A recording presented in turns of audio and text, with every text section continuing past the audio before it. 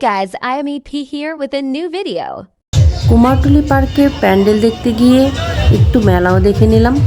তো আমরা এখন কুমারটুলি যে এরিয়াটা সেটার এখানে বিবরণটা আমরা এখন দেখব। তো কুমারটুলি যেই কুমারপাড়া যেটা এখানে হচ্ছে সবাই এখানে ওই করে কি বলে ঠাকুর বানায়। তো এখানে যত প্রকারের যে প্রতিমা আছে তারা এখানে সবাই এই কাজই করে। এখানে সবাই এই কুমারপাড়াতে এই প্রতিমাই বানায়। আর এখানে একটা জিনিস আমি দেখছি যে ওরা যেভাবে ঠাকুরগুলো বা প্রতিমাগুলো যেভাবে টেনে টেনে নিয়ে যায়, আমাদের বাংলাদেশে হলে এতক্ষণে ভেঙে চুরমার হয়ে যেত। তো মানে এতটুকু পরিমাণ ফাটে না পর্যন্ত, যেভাবে ওরা টেনে হেঁচড়ায় নিয়ে যেতেছে এই গলির ভিতর দিয়া।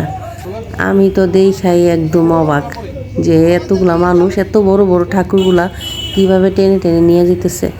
তো আমরা এখন যে তৃতীয়া থেকেই শুরু করছি পুজো দেখা। তো পুজো দেখতে দেখতে এখনও অনেক প্রতিমা সাজানো হয় নাই।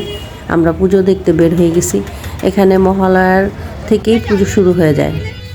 কুমারটুলিতে হাঁটতে হাঁটতে যে ছোট ছোট প্যান্ডেলগুলো দেখেছি, এগুলা আমাদের দিকে হচ্ছে ফেমাস প্যান্ডেল। তো আমাদের বাংলাদেশের এগুলোই হচ্ছে ফেমাস প্যান্ডেল। তো এখানটায় রাস্তার ধারে যে প্যান্ডেল ছোট ছোট পুজোগুলো, এগুলো হচ্ছে এইগুলো বাসাবাড়ির যেই প্যান্ডেলগুলো। আর আমরা রাস্তায় ঘুরতে ঘুরতে অনেক খেয়েছি। তো এখানকার মানুষ খাইতে পছন্দ করে, আর যেখানে যাই এত পরিমাণ খায়, ওদের মতো খেয়ে আমি হয়তো বা পারবো না। তো তারপরও সারা রাত ঠাকুর দেখলাম।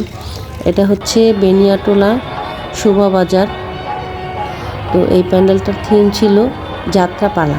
তো ওই যে আগে যে নাট্যমঞ্চ বা নাটক করতো, যে যাত্রার পোশাকগুলো পরে ভিতরটাই এই পোশাকের চিত্রগুলো তুলে ধরছে।